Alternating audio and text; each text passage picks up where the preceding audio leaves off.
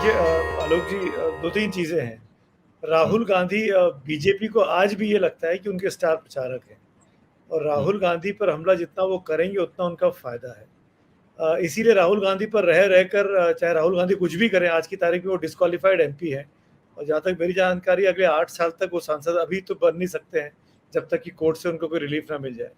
तो इन परिस्थितियों में बीजेपी को एक ऐसा चरित्र चाहिए, एक ऐसा पात्र चाहिए जिसको वो खलनायक के तौर पर पेश कर सके और अपने आप की नायकवादी छवि को ज़्यादा बड़ा बन के दिखा सके। तो हुँ, बीजेपी को के नेताओं को राहुल गांधी उस मामले में सूट करते हैं कि भाई जिस पे करप्शन का इल्ज़ाम लग गया, जो परिवारवादी है, जो सो कॉल्ड कोई भी बड़ी ज़िम्मेदारी लेने से 3-3 टेन्योर के बावजूद भी भागता रहा, बचता रहा, हुँ, जिस पर ये टैग लग गया कि वो रिलक्टेंट पॉलिटिशियन है। मैं वो शब्द का हुँ, इस्तेमाल नहीं करूँगा जो बीजेपी के लोग उनको कहते हैं, हुँ, क्योंकि वो शब्द किस तरीके से चिपकाया गया हम सब जानते हैं। मेरा ये कहना है कि स्मृति ईरानी का जॉर्ज सोरोस को लेके और सुनीता विश्वनाथन का बात करना, इस बात को लेकर बार-बार ये पेंट करने की कोशिश इस सिस्टम में की जा रही है कि कांग्रेस पार्टी आज भी भारत विरोधी ताकतों के साथ मिली हुई है। और ये जो हुँ, गठबंधन बन रहा है विपक्ष का, जिसमें हमने देखा 17 पार्टियां 23 तारीख को पटना में इकट्ठा हुई, उसने ये मैसेज देने की कोशिश कर दी कि ये अगला चुनाव जो होने वाला है, वो इतना आसान भारतीय जनता पार्टी के लिए नहीं होगा। अगर वाक़ई हुँ, में 400 साढ़े 400 सीटों पर एक आदमी उतर गया, बीजेपी के एक उम्मीदवार के सामने सामूहिक कैंडिडेट आ गया, तो वाक़ई में बहुत ही दिलचस्प चुनाव होने वाला है। आज तक भारत के इतिहास में इतना बड़ा चुनाव, इतना दिलचस्प चुनाव नहीं हुआ होगा, जहाँ आप तमाम सीनियर लोग यहाँ बैठे हुए हैं, उस दिशा में बिसात बिछ रही है। और ऐसे में अगर राहुल गांधी को वो जॉर्ज सोरोस से जोड़ेंगे, भारत विरोधी ताकतों के साथ जोड़ेंगे, तो ये एक अपने अपने वोट बैंक को न सिर्फ कैटर कर रहे हैं, बल्कि ये भी एस्टैब्लिश करने की कोशिश कर रहे हैं कि राहुल तो हमेशा बीजेपी को हराने के लिए दूसरे की गोदी में जाके बैठ जाते हैं। अब वो आप चीन के याद करिए, उनके एम्बेसडर की फ़ोटो लेकर आ गए थे, जब गलबान हुँ, हुआ था कि राहुल गांधी उनसे मिलते हैं जाके। इस तरह की चीज़ें बीजेपी की आईटी सेल की तरफ से, बीजेपी की लीडरशिप की तरफ से होती रही हैं और ये आगे भी होती रहेंगी जब तक, क्योंकि चुनाव सर पर है और बीजेपी को हुँ, भी चुनाव जीतना है आलोक जी। हम सब जानते हैं कि ये चुनाव हुँ, हारने के लिए कोई नहीं लड़ता है। तो उनको भी हाँ, किसी भी कीमत पर चुनाव जीतना है, तो वो उनकी अपनी रणनीति है कि राहुल गांधी पर हमला करो, अपने वोट बैंक को कैटर करो, जो मुझे लगता जी। है इनिशियल कमेंट्स में। शुरू में कहा और ये बात कही जाती है कि बीजेपी तो चाहती है कि हर चुनाव जो है वो मोदी वर्सेस राहुल गांधी हो जाए क्योंकि इसमें उसे बड़ा ज़बरदस्त फ़ायदा होता है। लेकिन क्या जी। आज की तारीख में भी स्थिति ये है सुमित, अब मैं वापस आप ही के पास आ रहा हूँ।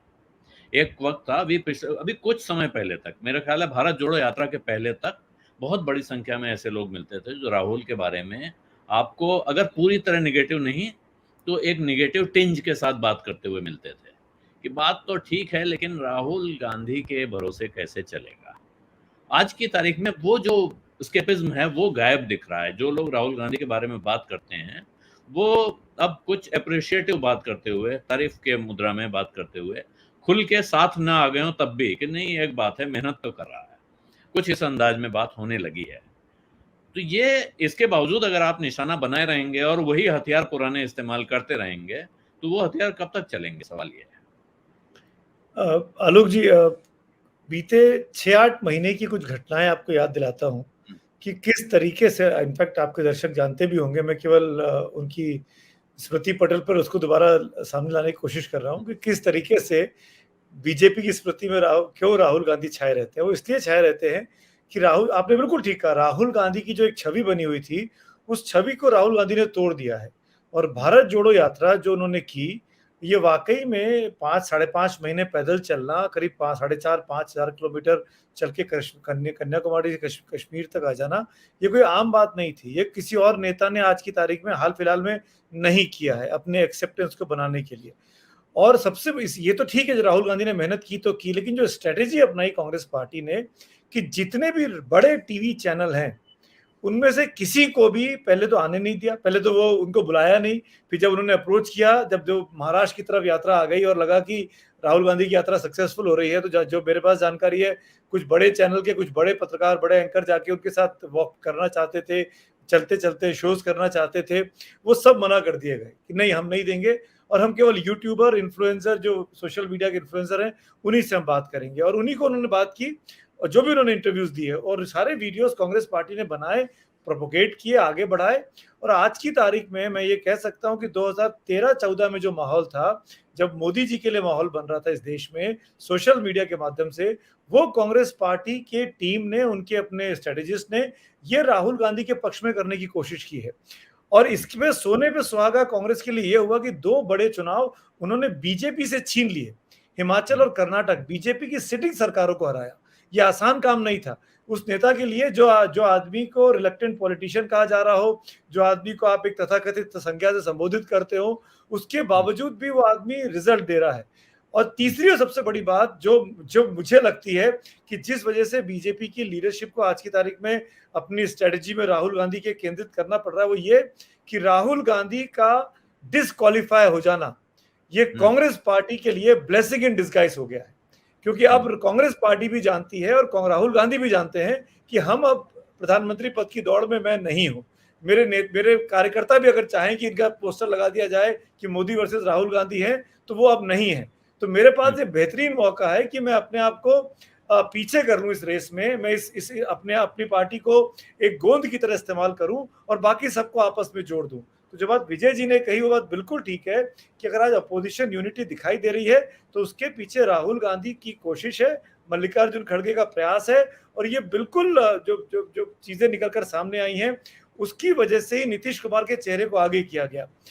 कल मैं एक बात कहना चाह रहा हूं, कल प्रधानमंत्री ने जो भोपाल में भाषण दिया उसमें परिवारवाद पर हमला किया। उन्होंने कहा कि इनके बेटे को बनाना चाहते हो तो इनको वोट दो, उनके बेटे को बनाना चाहते हो वोट दो। उसमें उन्होंने नीतीश कुमार का नाम नहीं लिया, क्योंकि नीतीश कुमार के साथ सबसे बड़ा पॉजिटिव यही है कि उनके ऊपर परिवारवाद का तमगा लग ही नहीं सकता। नीतीश कुमार सुशासन बाबू के तौर पर जाने गए। नीतीश कुमार पर आप करप्शन का चार्ज नहीं लगा सकते कि उन्होंने कुछ अपनी कोठी बना ली हो, अपने कोई बैंक बैलेंस खड़े कर लिए हो, ये उन पर नहीं लगता है। उनके पास भी एक सफल मुख्यमंत्री के तौर पर 3 या 4 टेन्योर का अनुभव है, जो कि नरेंद्र मोदी के पास है। वो भी ओबीसी है, ये भी ओबीसी है। तो हर पैरामीटर पर नीतीश कुमार को सोच समझकर राहुल गांधी की टीम ने आगे किया। नीतीश कुमार भले ही हर मंच से बोले कि मैं प्रधानमंत्री पद की रेस में नहीं हूं, पर जब चुनने की बारी आएगी, शिमला में आए या उसके 2 महीने बाद आए, जहां भी आए, तो आप देखिएगा वो नीतीश कुमार ही सबसे मजबूत दावेदार होंगे, जो मुझे लगता है आज की डेट में, जो नरेंद्र मोदी को चुनौती दे रहे होंगे। और सिर्फ इसीलिए कि उनके पास सबसे बड़ी वजह कि वो करप्शन फ्री है और कोई परिवारवाद का वो नहीं है। तो ये जो पूरी रणनीति बनी है बीते 3, 4, 5 महीनों में, उस पे 2 असेंबली आपके फेवर में आ गई, इसने पूरा माहौल बदल दिया है। और बीजेपी को लगने लगा है कि अब अगर इन लोगों को टारगेट नहीं किया, इन लोगों को अलग अलग नहीं किया, तो मुश्किलें खड़ी हो जाएंगी।